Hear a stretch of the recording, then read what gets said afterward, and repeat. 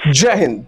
दो बैंकों में अपने ही अफसरों ने, अपने ही क्लर्कों ने बैंक को और बैंक के कस्टमर्स को तकरीबन 11 करोड़ से 15 करोड़ के बीच का चूना लगा दिया। और ये सब कुछ वो करते रहे, किसी को कानो कान खबर नहीं हुई। एक जगह हेड कैशियर ने कथित तौर पर एक साथी के साथ मिलकर बैंक के खाते को एक दूसरे खाते से मर्ज किया और उससे तकरीबन 5 करोड़ रुपए इंटरनेट बैंकिंग के जरिए निकाल लिए गए। शुरुआत में तो किसी को पता ही नहीं चला। और दूसरे इंसिडेंट में एक बैंक के मैनेजर ने स्टाफ के साथ मिलकर तकरीबन 60 लोगों के खाते खोले और उसके बाद उन सब खातों पर लोन ले लिया। लोन कम से कम 10 से 12 लाख का लिया गया। जब लोगों को लोन की रिकवरी के लिए नोटिस मिलने लगे तब उन्हें पता चला कि हमारे साथ कोई बड़ा फर्जीवाड़ा हो रहा है। इन दोनों केसेस की बात करेंगे, पर सबसे पहले आपसे अपील कि आप लाखों की संख्या में हमारे वीडियोस को देख रहे हैं पर चैनल सब्सक्राइब नहीं कर रहे। इसलिए अगर वीडियो को देख रहे हैं तो हम जागरूकता फैलाने का काम कर रहे हैं। वीडियो को आप सपोर्ट करें, शेयर करें, लाइक करें, सब्सक्राइब करें और बेल नोटिफिकेशन चैनल की ऑन कर लें। इसके साथ वीडियो पर अपना कमेंट देना ना भूलें। मैं जानता हूं ये वीडियो आप आखिर तक देखेंगे क्योंकि ये केस है ही इतना दिलचस्प। अब बात करते हैं कि आखिर क्या है पूरा मामला। जगह है उत्तर प्रदेश का हापुड़। दिल्ली रोड पर पंजाब नेशनल बैंक का एक जो ब्रांच है वो वहां पर स्थित है। उसमें जो बैंक के जितने भी एम्प्लॉइज हैं वो रोज की तरह काम करते हैं, पर एक दिन अचानक कुछ ऐसा होने लगता है जिसे लेकर शाम को जब बैंक में डे एंड होता है तो उस समय जब पूरा डेटा मैच किया जाता है तो डेटा मिसमैच आ रहा था। यानी कि जो डे एंड होता है उस टाइम ये चेक किया जाता है कि कितना पैसा डेबिट हो गया, कितना पैसा क्रेडिट हो गया। अलग अलग खाते अगर बड़ी ट्रांजैक्शन हुई है तो उन्हें भी देखा जाता है, माइन्यूटली देखा जाता है।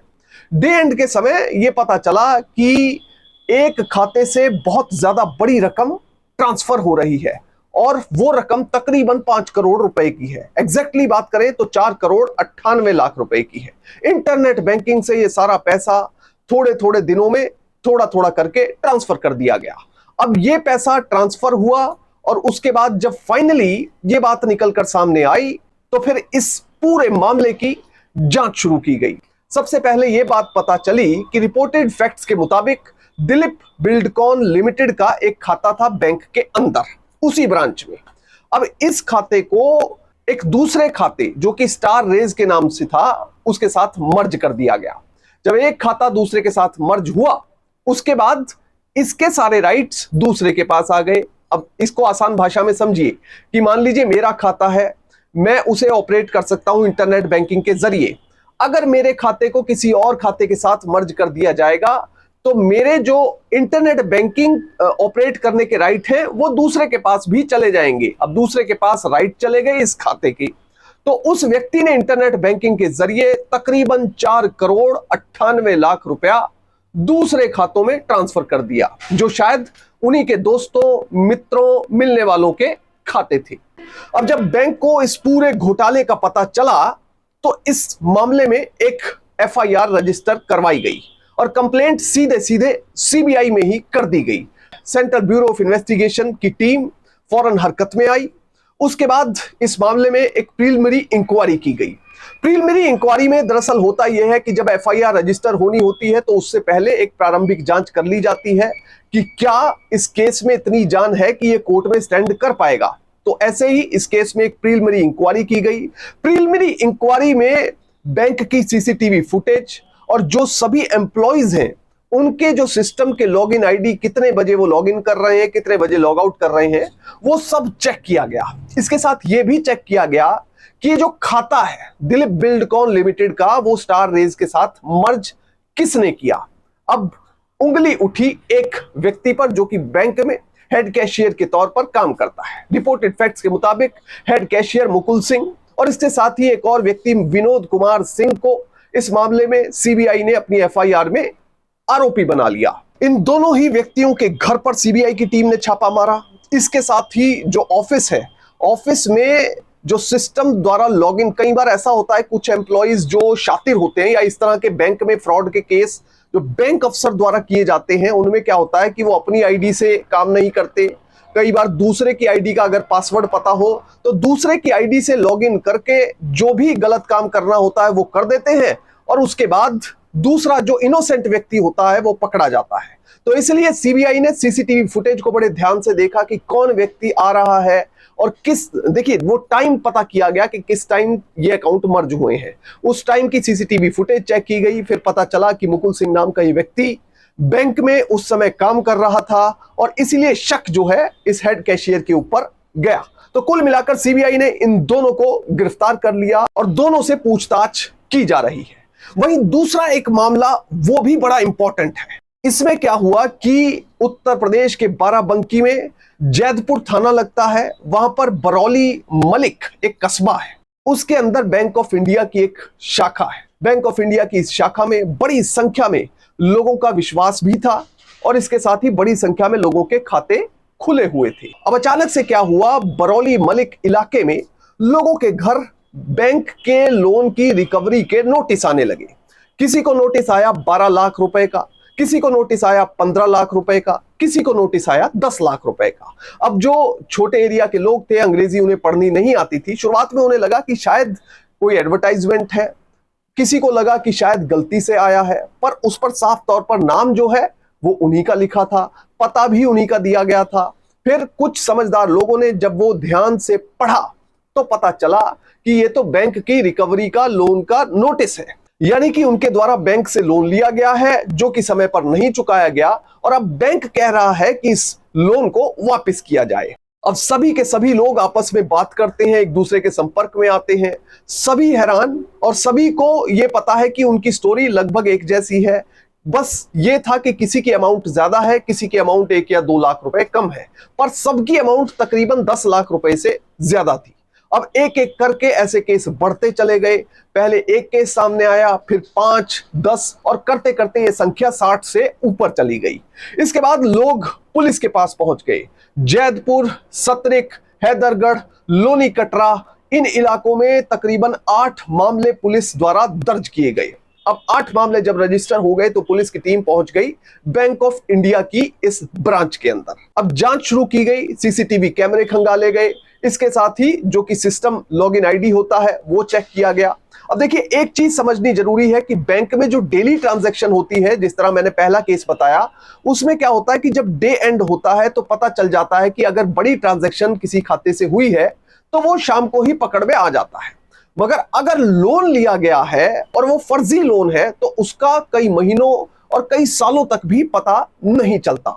अब ऐसे ही बैंक में लोन लिए गए और लोन का उस व्यक्ति को खुद नहीं पता था कि मेरे नाम से लोन लिया गया, मगर वो चल रहा था और फाइनली जब वो डिफॉल्ट हो गया तो नोटिस इन व्यक्तियों को आने लगे।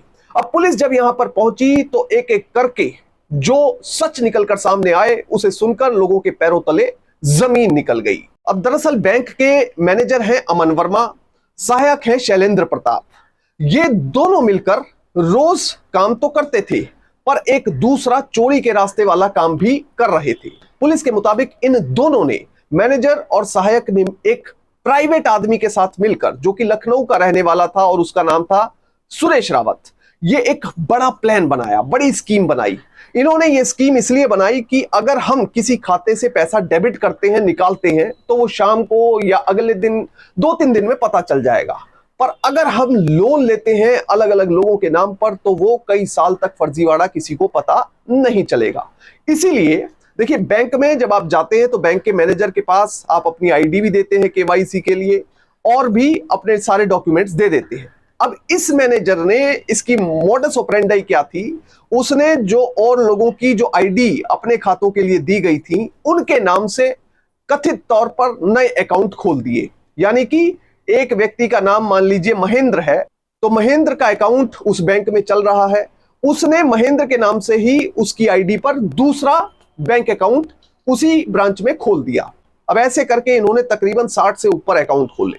फिर उनकी जो क्रेडिट लिमिट थी वो भी बढ़ी हुई थी, तो कुल मिलाकर उनके नाम पर लोन लिया गया। सारे कागज उनके लगाए गए, लोन लिया गया और लोन गया मैनेजर साहब के जेब में। और इसके साथ ही उनके जो साथ में कुलीग्स थे जो इस चोरी में शामिल थे, उनकी जेब में कथित तौर पर यह सारा पैसा चला गया। अब इस मामले का सच तब निकलकर सामने आया जब बड़ी संख्या में लोगों के नाम पर लोन लिए गए और उन्हें लोन की रिकवरी के नोटिस आने लगे। इसके बाद जब पुलिस एक्शन में आई तो तकरीबन बैंक के 150 खातों की जांच शुरू की गई, क्योंकि 150 खातों पर तकरीबन ऐसे लोन चल रहे थे जो कि संदिग्ध थे। कई लोग ऐसे थे जो पुलिस के पास पहुंच गए थे और कई लोग ऐसे थे जो कि पुलिस के पास जाने से भी शर्मा रहे थे या हिचक रहे थे। तो इसलिए पुलिस ने बड़े लेवल पर जांच शुरू की। बैंक के मैनेजर अमन वर्मा, सहायक शैलेंद्र प्रताप और लखनऊ के निवासी सुरेश रावत को फौरन गिरफ्तार किया गया।